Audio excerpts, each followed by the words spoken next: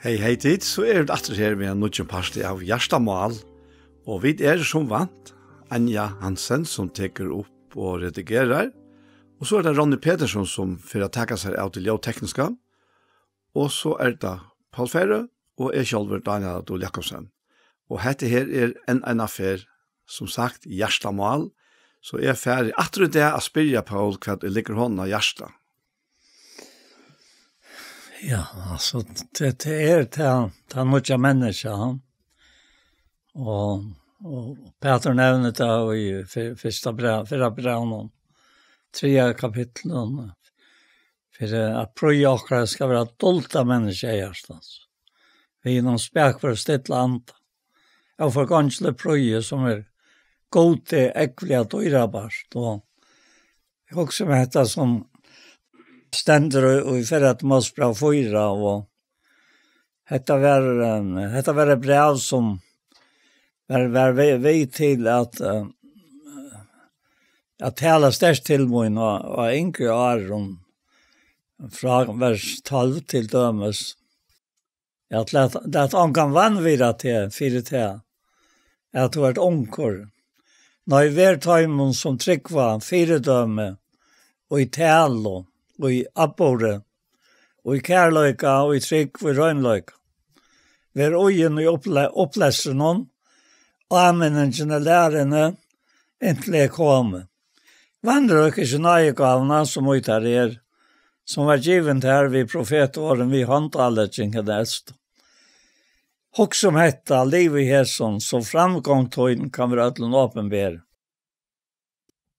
Akt etter sjølvån og etter lærerne, kjør støv og til at du dreit og til kjørst, skal du frelse arbeid til sjølvan og til smøyre til.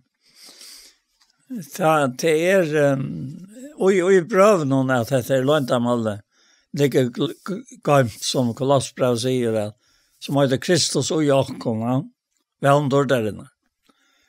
Og da vi ganger noe til å lese brøvene, så det brøvene ikke skrivet i for jeg vet skulle og gjøre næka til, for jeg bløyva næka. Men det motsatt av veien. Det til at brøvene, og i fleste føren, da jeg begynner brøvene, da Paulus begynner å skrive i brevet, så skriver han til deg, som til døms og Korint, Paulus vil vilja Guds katta til apostel Jesus Krist, og brauren Sostenes, til samkommet godt som oi Korint de som halka og i Kristi Jesus, kattla, høyle, saman vi ötlun som øynen og kvarjon steg og kattla navn herre okkara Jesus Krist, tarre okkara. Og taunen og i talene jo hese naiver vi tykken og frier fra god til fjær okkara og herren og Jesus Kristi og tatsje alt det god til møgnen fire tykken for det nøye som tykken givende Kristi Jesus tog i hånden det tid våren roik i øtlån og i allar tal og øtlån kunnskapet Øysten vittnesbord om Kristus jo våren stafest og tjatikken og til standis attale og i nekrar nøye gav med han til vant åpenbering herre okkara Jesus Krist, og så framveis. Og du kan lea opp alt brøven i suttja. Han skriver ikke til en avfullkomna samkommo, men til en fullkomna samkommo i Kristus. Ja. Og så det til at Kolossbrev sier til at landarmalet, altså, og i heimen Kristus og i tykk, veondorderen, ja. Så jeg husker nek om det landarmalet sørste tøyene. Tøy vi vite at så langt som vit, altså, jo i som likam. Nå tas jo om akkurat som personer, så det vit ikke fullkom, og jeg kan selv. Men vi fullkomne i hånden. Ja. Og han fullkomne i akkurat. Og han fullkomne i akkurat. Og etter fullene gjørst akkurat. Heila og rattvois og løytaleis og så framveis i fyrfæren og i seg selv. Så det veldig landarmal og Jesu som kanske är kött till att vara missfäta. Hvis man inte och i antan och talar som Sankre säger, vi antan och lär mig att tala om det, så att jag kvartser upp eld och ger mig svalna själa som ligger i sintens eld och bröt nyer och hjärst och sinne allt är med själva ner ta bådskap och börsta sig inne som öron och hjärtafär och det är nettopp hatta och bara kan hända vid den nya människan och jag att det är en bådskap som för öron och hjärta det är inte en ockara för att fram alla tandbådskapen.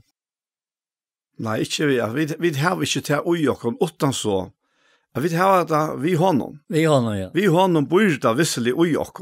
Men är alltid att det är så om det är gott för jag kan att hvis vi nu hesa lötlan fick nöjd till samt alla om att det kostar 4 helt sig och utan imiska omstörning som vi är och här i Löven och vi vet att det är det imiska. Ja. Ja, att det här som du kommer in på det att det här är näka autoi som har allra största tydning. Och att det här är ju årsøken til brøvene. Ja. Det er at vi skulle være opplyst.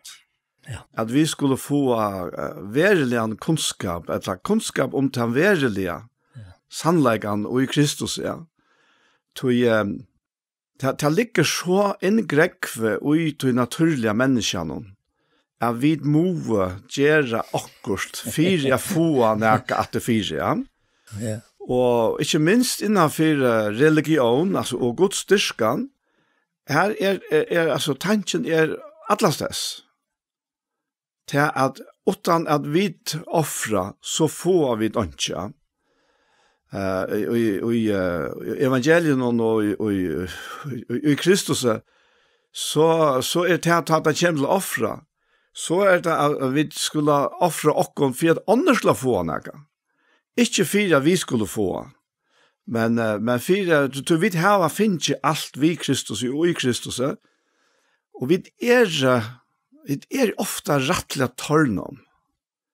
Og du har det så avmetelig en større tøytning. Akkurat det her som han sier her, at vi er ugen og opplestren og anmenningsene, lærerne, inntil jeg kommer, sier han. Og til det opptog Paulus verilig, ja. Og på en måte, så kan det virke på okkur vanlige mennesker, jeg synes det er akademisk, da. Men det er ikke det der. Det er som så lest ikke familie vi til, og korsene så heter vi opplysning og informasjon å gjøre. Og det har bare så stor tydning for okkur, tog at sannleggen og i evangelien er at vi ena fer fire atler vi trygg av Jesus Kristus, gjørt rattvis, gjørt fullkommen, gjørt syndafri, og i håndene, og han bor også i okkara innasta menneske, altså det er okkara ante, som er endreføtter, og som er endreløster eisne, og andegods teker bygg og i ante okkara. Og det har faktisk smeltet sammen til eit. Og jeg minns les ennafør, det var så mye ennafør Varsmani som sier til, at det var så ofte torrførste avgjør at det stod i brøvnen om andan, om det meintes vi menneskeandan, eller om det meintes vi Guds andan. Og da sier han nemlig at til tegnet på hvordan ser man flatta, det er vi Guds anta og vi okkara anta. Du kan ikke skilje det sånt. Og okkara anta her finner liv, vi evangelien og vi Guds anta. Og det er landamal. Og hvis jeg tenkte når du nevner det her, så sitter jeg også om den tilstand og det skapt som jeg leser her. Og i min og løyve tar jeg hver enkle, ja. At Herren skulle bruka meg til at vittna for mennesken og løye mennesker til trygg av Jesus. Og jeg minnes at jeg selv var helt ikke at jeg ber til at jeg skulle kunne til. Men sånn, jeg kunne det ikke. Men for jeg lærer meg til, så løtte jeg meg inn i dette som vi løser. Ansetter selv og etter læren. Kjør støv til. Och så ska du frälsa bäge dig som sig själva och dig som höra till. Ja? Och det var väldigt egoistiskt. Men så bara tänker bokstaven. Men så upptäcker jag det som har hjälpt mig om meterligare. Och i det antalliga lögnerna så att jag helt inte själv detta parti. Men ute i tillstand är att jag inte helt med komna näka. Virka är god. En i löv i öron. Och ta kom till trygg. Akkurat. Så jag blev klöcker. Och ta sa jag att här är en natura och i det här som kommer fram ta ett ord ånds själv. Och hur så god ger till att han kan få åkken som är så stolt av i halten hon och halta nek om åkken själv och ofta döma andra och i de gamla människorna eller i syndalikan att han gör det upp vid syndalikan. De gamla människor det var ju krossfäst vid Kristus. Fyra syndalikan skulle vara ett lunches så vi inte långt skulle tjäna syndene. Så här ligger näka som bara god vid sin anta kan göra livande. Han var livande just det.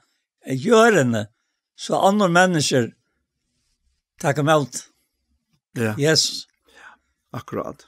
Alltså, jag var inte vad rönter tog av det. Jag tror inte nämnt det, men det skapte ju mer en så ommättliga virring för i honom som bagte sig ner till åkare. Och som Hebreerbrevet 8 säger, när 12 säger här i början av kapitlen, att som för glädjerna och i färgen och la, tålen la jag krosset och la i inte vannärna och sitter nu i högre så jag har satt i skotts och så lägger han att säga att jag har också om han så tids vi är trött och mötes och i salen och tycker. Och till nettopp här vi blir trött och mötes. Det kunde vi inte bli i himlen. Och han trött löjtjen, han var väck vid en öron anta än han som var med. Alltså, än han som är ett av i. Vi Guds anta. Och det är helt i självor. Alltså, jag tror efter att tåsesyndromet är hesa ankra löt och i morgon så mynte Herren efter mig att det är ja, nu skulle de göra det, men så tar vi att sätta oss här och är vi vitsa bäge en kvinna som är längt upp i 50 och väl vajk så stod inna och nu har jag inte så gott i det och ett heim här och i husbandet var det en heim till herran.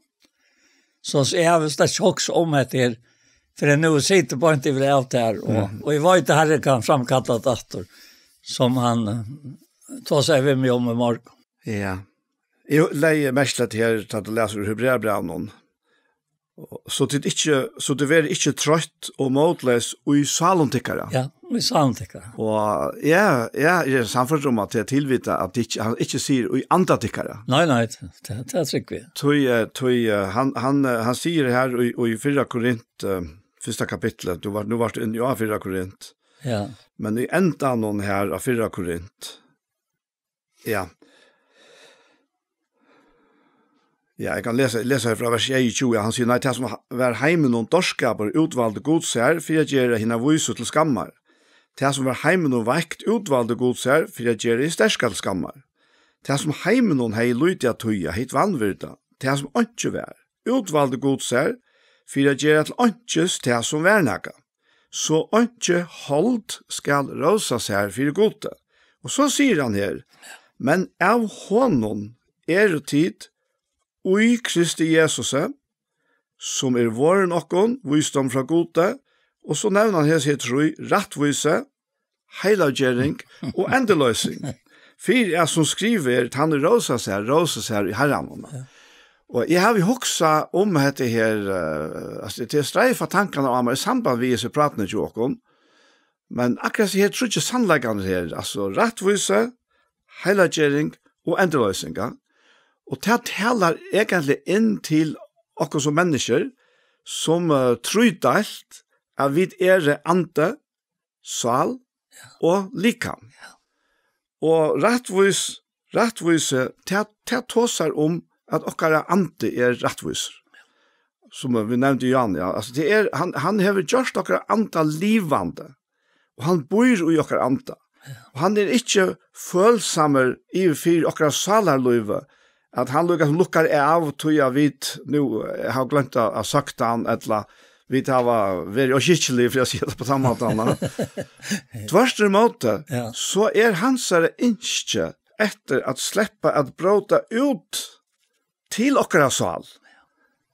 Og okkara ante, hva det? Og vi var rett til opptidsen av oss nere, for nok snakk om åren skyene. Okkara ante verilagen okkara Guds tilvitan. Det som kreaturene mangler. De har ikke en Guds tilvitan. Det en sal som okkara kjøls tilvitan. Og her har vi til å kunne se til felaksa, men vi så omedelig nekk mer enn kreaturene. Ja. Vi har anta, vi i ante, ja. Og herfra det han som ikke til løntamålet. Det at han kommet inn i jokken for at være. Vi skal ikke gjøre for å få han å være verand her, eller å komme atter hvis det var mistanke om at nå har vi vært så lengt ute, nå har vi vært så sløv, og nå har vi vært så lykkagildig, og vi har vært så egoistisk, og alt det her, at vi og føler ikke, og så halter vi at nå han horven, og så må han vite å gjøre et eller annet for å få han å komme atter. Ja. Men altså, det ikke så at det henger sammen. Det menneskeligt. Det menneskeligt, ja. Men det som man ønsker, det faktisk å få en bråd i midtelen, okra sal og okra anta. Og her det kanskje en stoltleidje som må knekkes, da, som må brådast. Og det faktisk tale rett og slett om dette brådet, og i Bibelen. Ja, nettopp. Ja. Ja, det veist det fire 2 måneder, da så gjerne, ja, det var jo fyra morgenen, ja, da jeg fikk en oppringning. Og jeg vet ikke en tjon i havn, og nekk var, altså nekk var, så igjen. Og da begynte jeg ta togjen at jeg kai begynte jeg fyra svimmar, at han får inn her og tok med visser, og jeg kommer njøta så samma blodskap som han alltid nöjt inne här. Ja? Och det var helt fantastiskt. Som de tog sig av med. Och Kai Forsson, men så fortsätter jag. Ja? Och så ältas de och han fer och det ända så en höjme för slöjk. Och hon kom längt upp i 50-årsna. Och så kommer corona och nu det inte samband. Och jag har 2 år. Ja? Då och så nästan ger man han fel och sen salarlöjve och man går täcker ja hade varit det. Och så nu ringer en kvinna och säger för ner och jag ska hälsa därifrån och nämner han dessa kvinnorna. Och hon så vik. Hon spyr om to ikke vil komme. Og hei du vita, så at hvordan anten får opp at sinns og spelen jo i meg, vi tankene om alt det har vittet oss sammen. Det med over det levde, og nesten ikke siden han var ferdig. Det får alt opp å spela. Og nå det til hun lunges etter. Og hun vært ordentlig av vøyk, fortalte firmaen til han dagen. En dag, og det vant av en fjord. Og så næsten natter, og jeg vet ikke henne, og hun rettelig av vøyk, og det var slett det samme samtalen i hei vena, og i 4 dagen, som nå i dag. Hei, Paul, sier hun.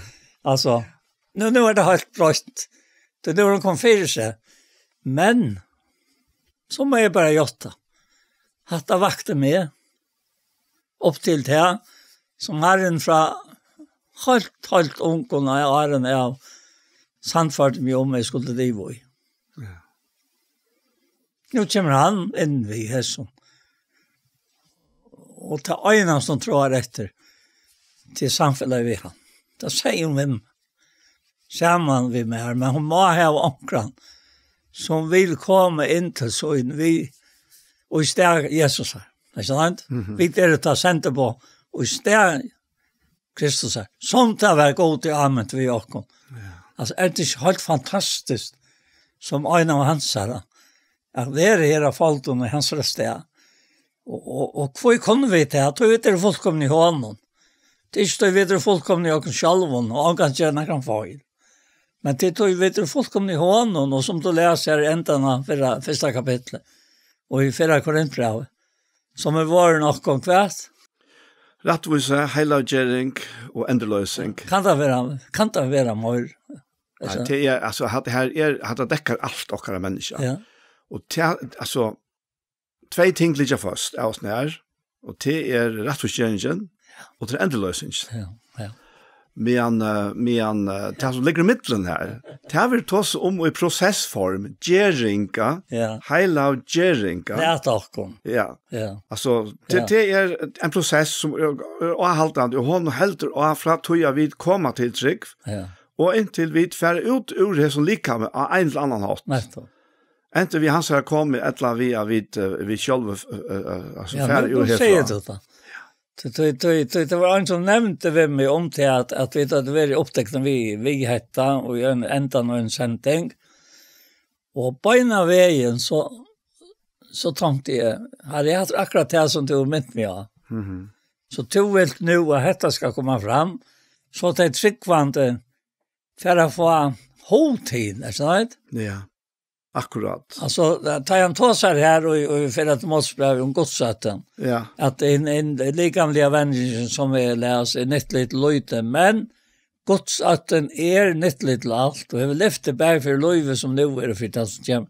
Ta hevet till nettopp vi, alltså processerna gör, som du har varit inne i. Akkurat, ja. Och det är det som är tankt att Daniel får nog komma av det här.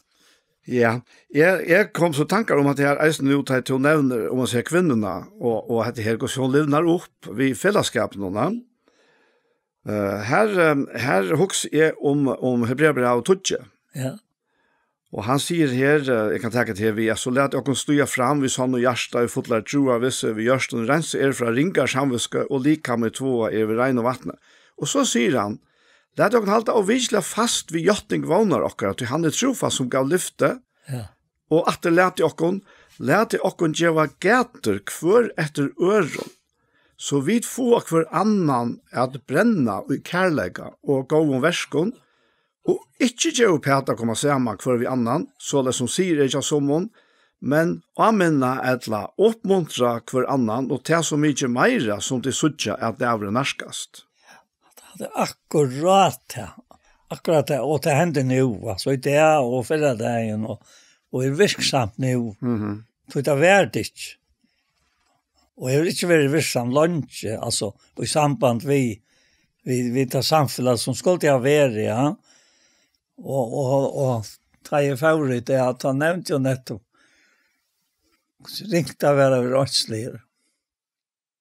Jag blev så gripen av det. Då jag inte kom. Också där till. Ja. Alltså jag måste bara säga att det och nu då nämner blå att rancha från ringar samviska. Ja. Så säger han i Hebreerbrevet 9 att så satt som blå bocka och tarv och öskarna och kvoje vi över slätta in i öron och halkar till utvarsesvänlag. Att jag vet att gamla pakterna gör han. Lovar den här där. Så säger han, hur många mer ska ta inte blå Kristus här. Han säger som vi är vid en anta bär fram sig själva. Lojta läsan för gode. Ransa samvetskotäckare. Från dig och värskon till att tjäna inom livande gode. Också där till. Till att tjäna. Ja. Blå vere och ransa och samvetskap. Så hon är rein från föjning av, det är inte föjning av. Pura rein samvetskap. Hon kan inte dolka statt. Nej. Det är alltid de gamla människan som god släcker råknar vi. Hvis vi dolkar nek. Men tur och jag har lagt mest till det. Gå så god arbete vi omstövnen. Ja. Alltså vi får faktiskt inte löjve till bara att parkera. Vi har varit lint i ojok och ligger till att parkera. Nu är allt så gott och nu är allt så dejligt. Och så nu ska det nästan som en rydde på önterna. Säger vi sallakare.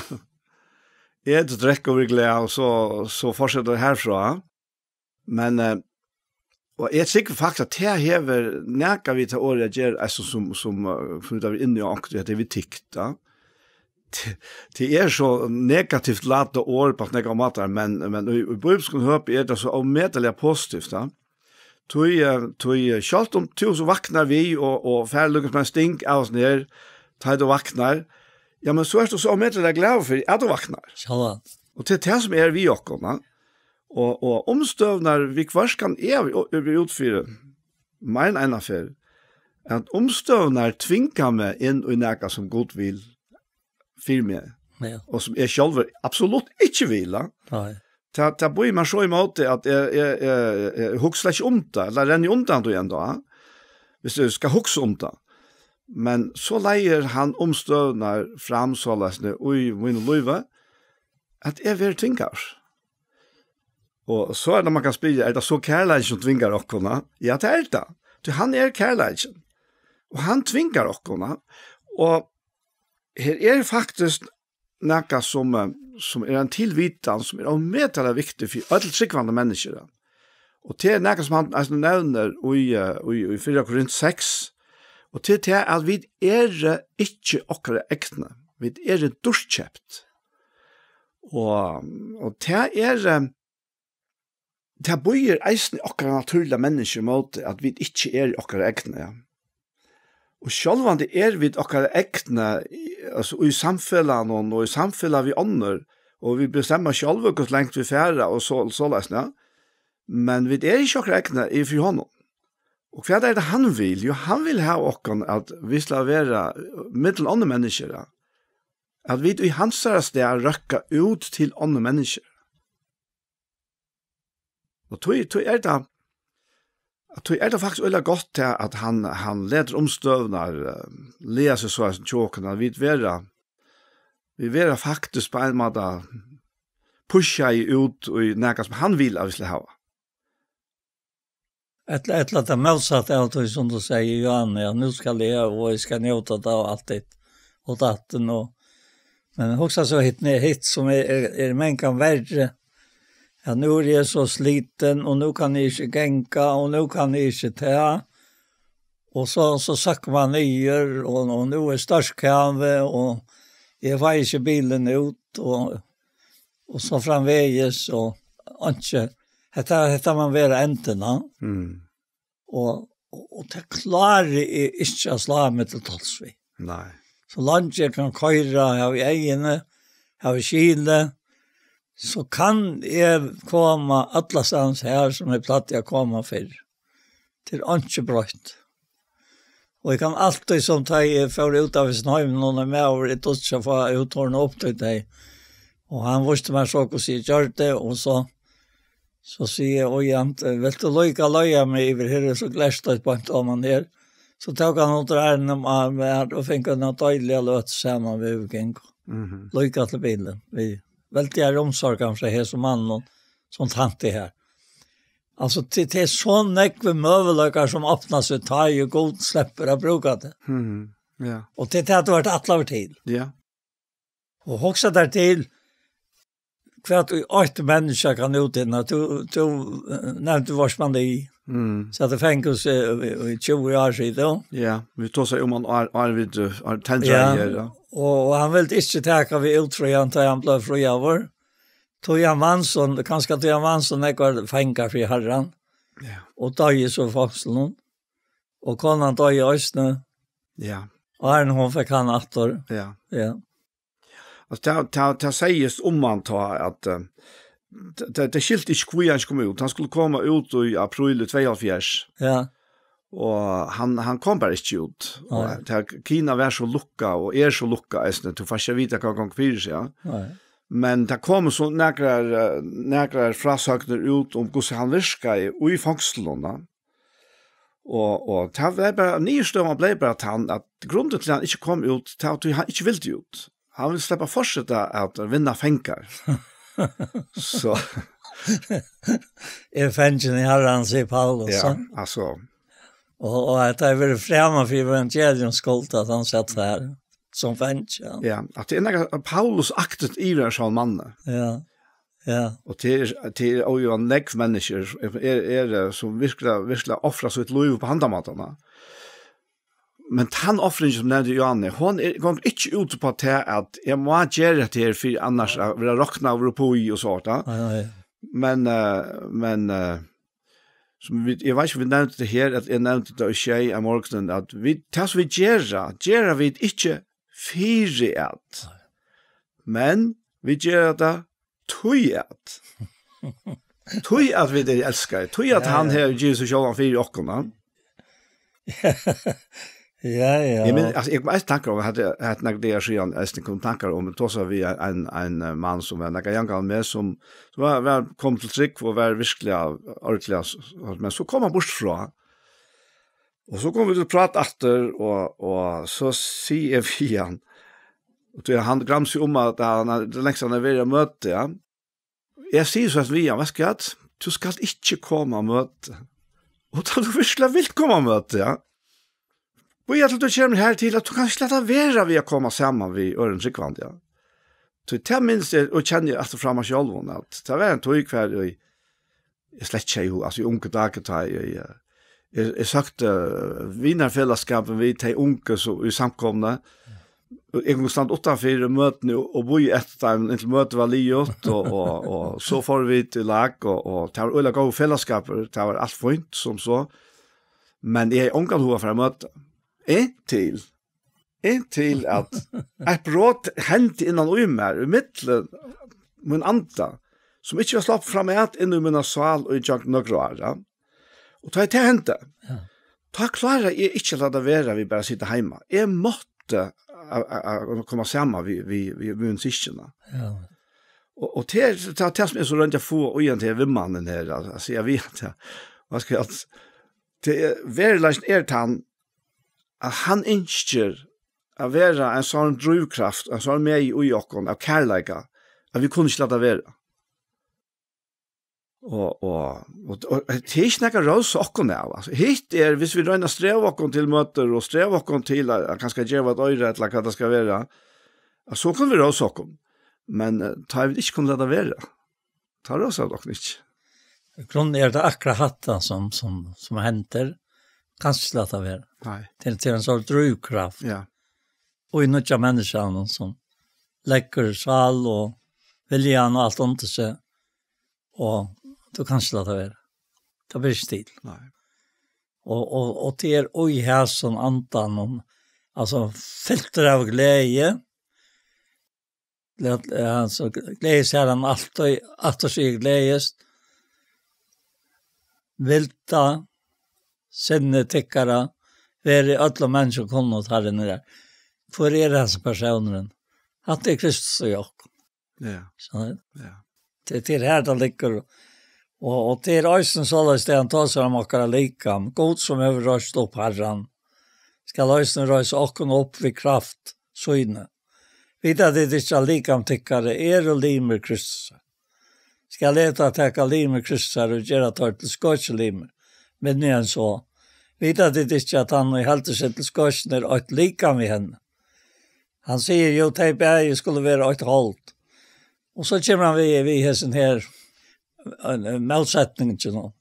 Men han har helt sett till herran en ante vi hon. Slutje silöse, att land synd och människa kan göra utanför likamen. Men han har tror vi silöse, syndar med sin egna likam. Vita det inte, att likam tycker tempel eller antans. Som ointekom och som det här från gode. Och att det inte stickar egna som du läser Jan. Det är då köpt det gott och i lika med täckare. Ja. Det är en fantastisk halvtjedomor som vidare oj och som Herren tog bäckvoj och som Herren tog och omskapte till att anten, nu är det anten som ska det. Ja. Utan antan är det omöjligt. Det blir lätt till. Han säger beinlas här i Rombrand 8, han säger att han är anta Kristus har hon inte till. Så evangeliet om Guds rike som han tar sig om. Det är evangeliet om hela andan som landarmalet i okkom. Så han vet att vi har ungen av det en livande chans till att klara sig på en hand. Ungen av men vi har någon. Så är allt. Ja. Vi går till allt möjligt. Ja. Vi går till. Och så tänkte jag ganska nu att det är sån tanken kom ösnen med han till i morgon. Hetta vi skulle till ankor vara tisdagen foten i ankrare sin. Så hjälper jag inte rättis till ett antal liv. Vi spärk för oss ant. Men ansättet där själv att tog sig för första var att det vi satte kapitlet av värda fest och i här. Och Galaterbranden. Ja, och Galaterbranden 6. Vers 8. Bröver. Om någon ankor skulle det vara tidsen av foten och ankrar sig. Och kvart han talar antallet att han säger i årene, så hjälper honom till rättes till antallet och vi spärk för oss anta. Och så till den chans att inte östnaturet första år. Bäre kvars annars bidrar och uppfyller således lov Kristus här. Till man kan helt sig vara näka och ta inte så darar han sig själva. När en och kvar röjner sig egna verk. Ta skal han ha råsut bäst etter tog som han själv och inte etter tog som en annan Så en och kvar ska bära sin egna bil. Alltså det är så helt otroligt. Vi har en Jesus bodger sig nyer till förra som i dyrast och nej. Fattlen är sint. Och också om kvinnorna som tar stå och klara stöjna. Mose sig sakta. Och hon var sannolikt tidsen och gärna och allt. Och han bara bockar sig nyer och skriver i hjörna. Och tar trångt av henne. Och så gick han på ja. Han av tecken som är röjn och han kan kasta den första stöjn. Och så avvapnar han attlar. Bockar sig nyer och skriver i särst du inte emjogran ner. Och inte vet hur jag höttat her. Her är ett röjn och kast. Och här stod han röjn i mittlen teg. Det ena som kom till att kasta. Det ena som kom till att kasta stöjn. Och atler för och inte var etter. Och så häcker han upp kvinna. Var ønsken og dømte til. Nei, ønsken har helt ikke dømme til for å stå og synte ikke langt. Og så bryter han ut i lovsang. Altså, det er helt fantastisk. Her er jokker. Ja. Og til han som er nærk. Ikke vidt. Akkurat. Til han og jokker. Altså, nu fetter alt på plass, du merker du i andan at du er stansk. Først han du plantar, for jeg grønner fra troi. Først han du plantar, etter at han du vattnar, du næka. Men god som gjør vokst. Men god som gjør vokst. Han er. Altså, til hæsen balansen fra hæsen til åndsja vera, til akkurat å være det som du som god kan virka og gitt. Altså, det vil si at du er pura sækleiser, det har vært åndsja deg selv. Du har ånka søker mot deg selv, det er henne til herren bostra Golgata, du har ånka søker mot deg i øren, det er henne belt for sint alt hansins. Så nå er du i stand til det. Det har vært åndsja selv. Alltså att det är så helt otroligt. Nu kommer det fram. Som jag säger vet jag att vi må bara för in i tillgångarna för att få det fram. Ja. Och så lägger han att säga att här tar han sagt att det är att Öjlen kvar ska bära sin egen byrå. Och nu är det här som hjälper till rättes. Och inte år om att det dreier sig om äldre. Han som upplärde varje år, de ska ge honom och upplära han part Vi ser og i alle gavon, vettest ikke. Godles ikke spotta. Det som mennesker så skal det også hesta. Det som så i halte så innom skal av halte noen hesta øying, og så kommer det til. Men han som så i antan noen skal av antan noen hesta, evet, lov. Og lät jeg akkurat ikke trøttast, det var gjerne det gava. Da vi skulle hesta i søgnetøy, så satt som vi ikke gjør opp her. Lät jag kom till ett som jag kommer till göra ödlo gott och först och främst taimon som höjra till hushållt troarinnar. Ja. Ja. Ja, det är akkurat det. Att det är så vasikna. Ja. Men akkurat det här omsorgen till Paulus. Ja. Jag kom fram och att det här og det stender jo faktisk beint at han leker som to citerer i Johanne, og som vi ofte har vært inne i, ja. Og det gjør alt uten å knarre og uten å ivast. Men så sier han her, langt nere fra vers 16, han sier, om jeg tar vi offra vår under offringene av tryggtikkere og tjenestene fire henne. Om jeg tar vi offra vår, sier han. Hva så? Jo, så gledes det. Og gledes sammen vi tikkun ødlom. Og sammen hos skulle eisne tid gledes og gledes sammen vi mer. Jeg har til vågen i Herren og Jesus at jeg kjøtt får jeg sendt Timoteus tiltikkere, for at eisne jeg kan få godt mot ta jeg får jeg vite hvordan tikkun, vet vi. Og så sier han, og det er faktisk det som kom tankene her om her, tog jeg vi ångan samsyntan, som av sånn hjärsta vil ha omsorgen fire, kvosse tikkun, vet vi, og hvor er det? Jo, tog atle skjøtja tar sitt ektna, ikke det som Kristi Jesus gjør til. Og her, altså, her standa vi ødla.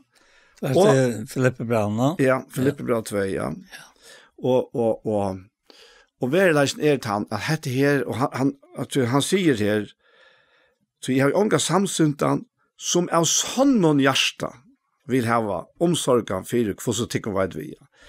Og det er så akkurat, vi kan altså sende seg for hjertemål. Dette lovet sammen vi herren, det er en hjertesøk. Det hever vi okra hjärsta gjør, at han vinner okra hjärsta.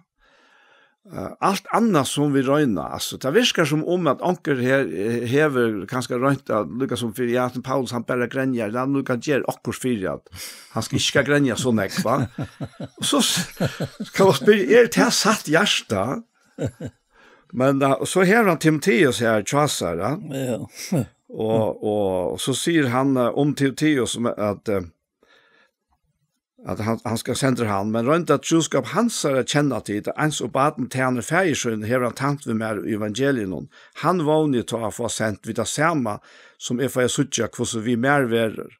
Og jeg har til alle det herrene, at jeg eisne sjølver skal komme kjøtt. Og så sier han men jeg helt var nøyd å sende Epafroditus tiltikkere, han som er bra min og virker og stryger sammen vi mer, og som er kjente med og tjener tikkere, at hjelpa meg uttrånkne til honom langtest etter tikkun ødlån, og han omgang fri asar av tog at hit hadde hørst at han var sjukur. Han var sjukur, og de sjukur, men god miskunna i honom, ikke best honom, men mer vi, så jeg skulle ikke hava sorg, og man har sorga. Så vi sutja det her fellesskapet som Paulus hever, vi mennesker som er rundan om han, som han hever, samtjenere forhold til, og som han eisne hever et feir og badne forhold til. Og så det til jeg som fjølten, jeg vil ånka samsyndan. Så. Ja, jeg minnes da dette kom til meg til ånka samsyndan. Så løy jeg alt av det. For meg virker det som han så nekvar, og han tog der visser og alt det der.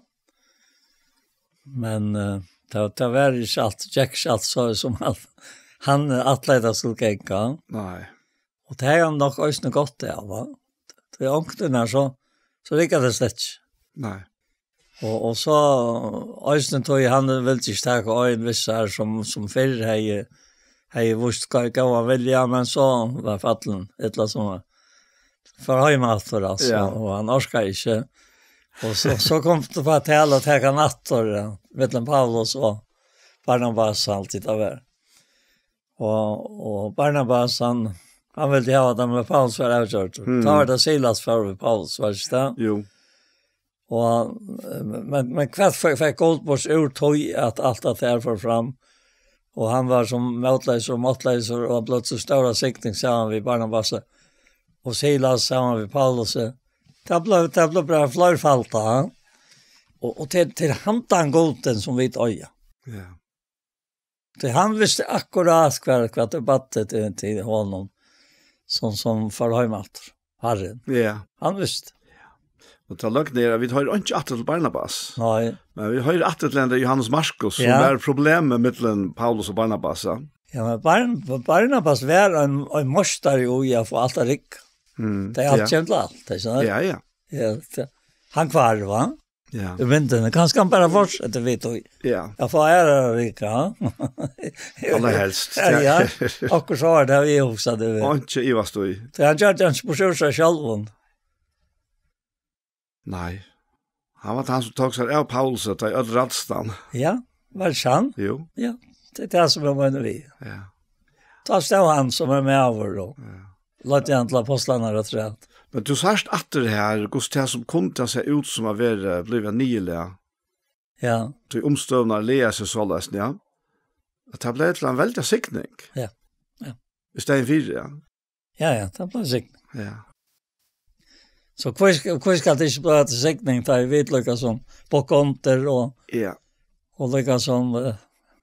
Jag ser min färd är det helt klart att Paulus han visar en mänsklig veikleika i samband med Johannes Markus och Barnabas och allt det här. Men det får det inte gott. Nej. Och att bruka alla helst eisen Barnabas det vet jag så inte om men det är ju onkel Ludjo ja. Men Paulus han fortsätter och Johannes Markus han kommer in att rulla det.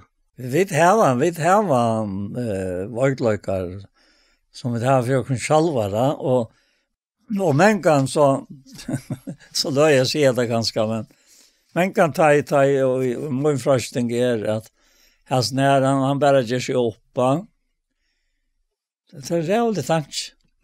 Bara tanken. Ja. Så mer också med att han bara ger sig upp.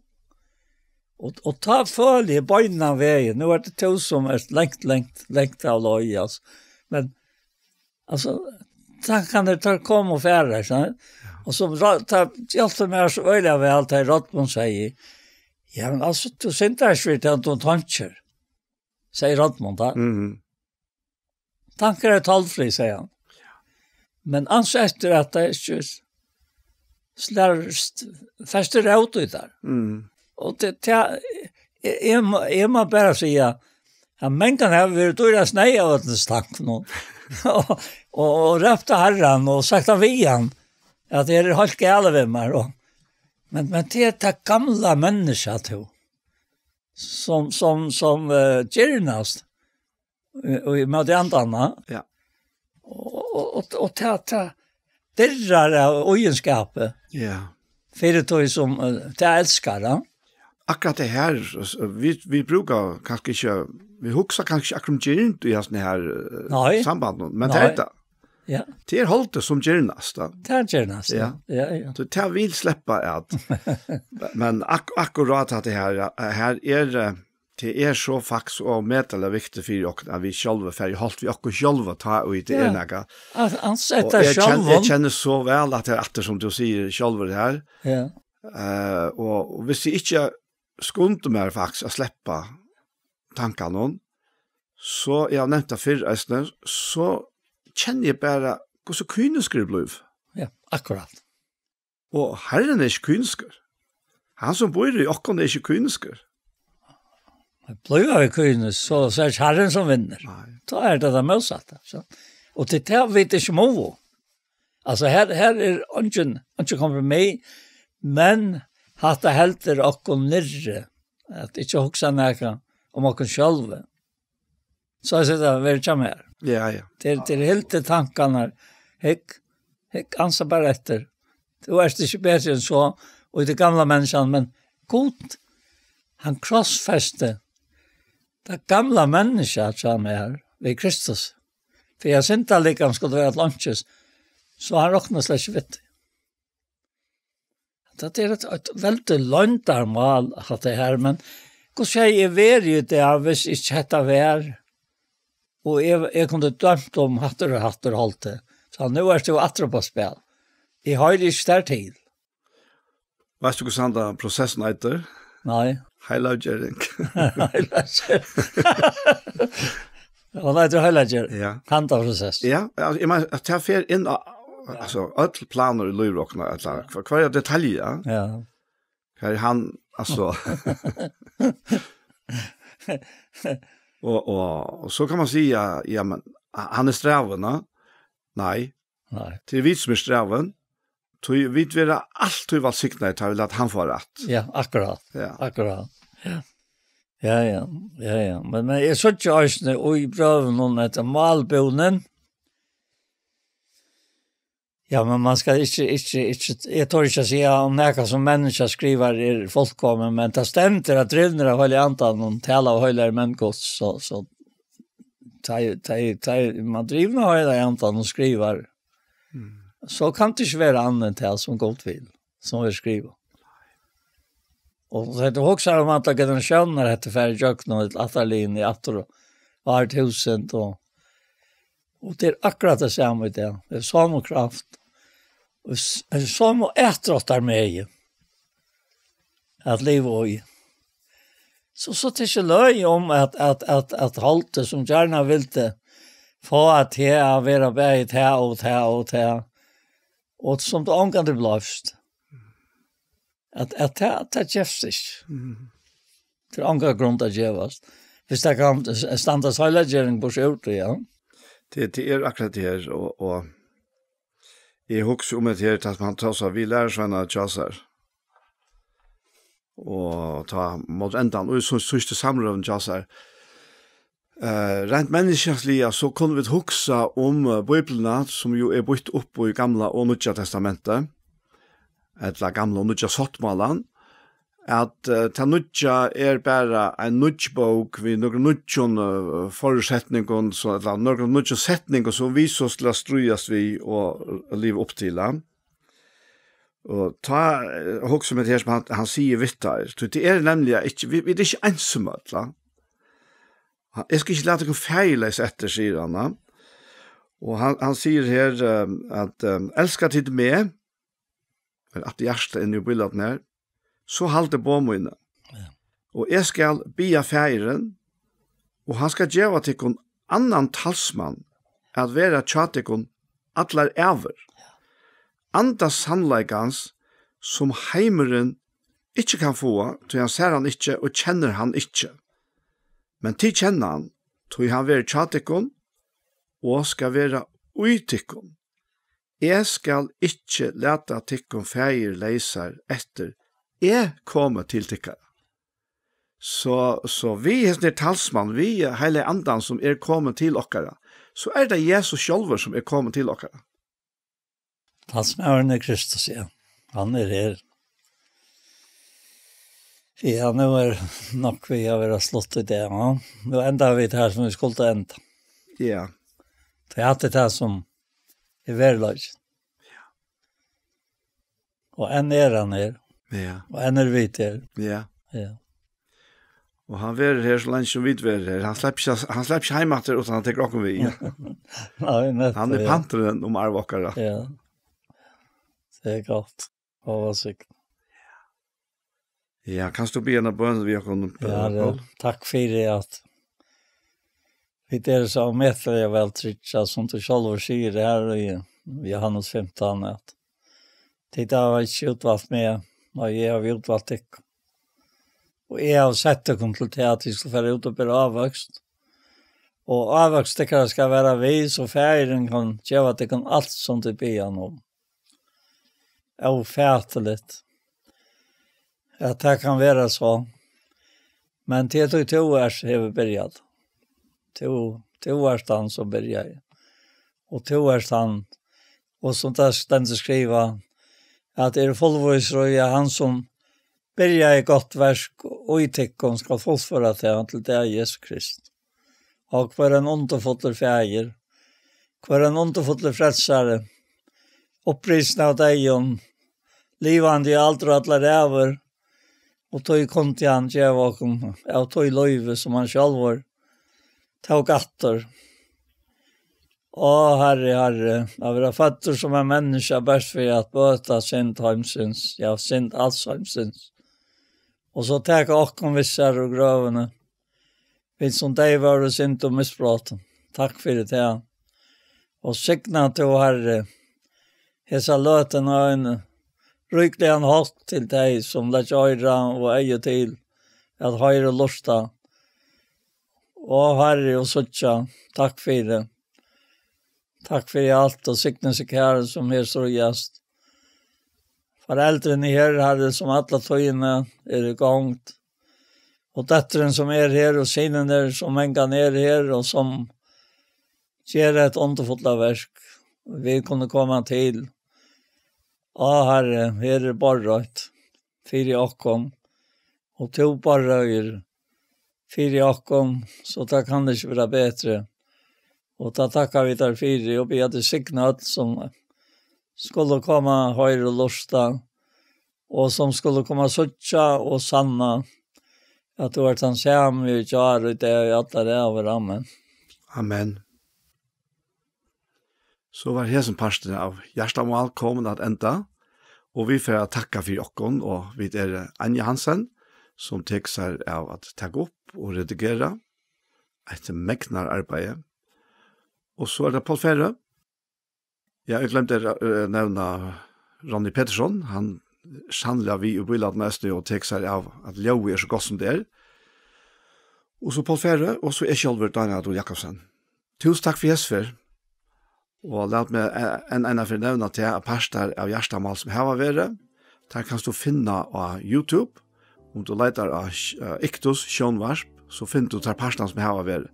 Her som pastoren kommer eisen i her, og han kommer eisen av senter av Tjei, Kristelig Kringvarsp. Så en annen for, tusen takk for Jesper.